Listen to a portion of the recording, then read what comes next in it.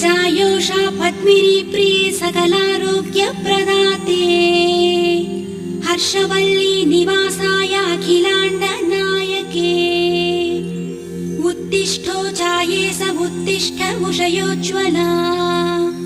उत्तिष्ठ पद्मिनी कान्ता त्रैलोक्यं मङ्गलं कुरु त्रिमूर्तिरूप लोकेश कमलत्वयधारिणे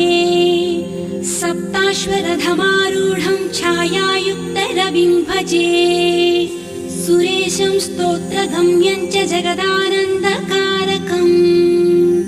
श्रीसूर्यदेव दैते तव सुप्रभातम्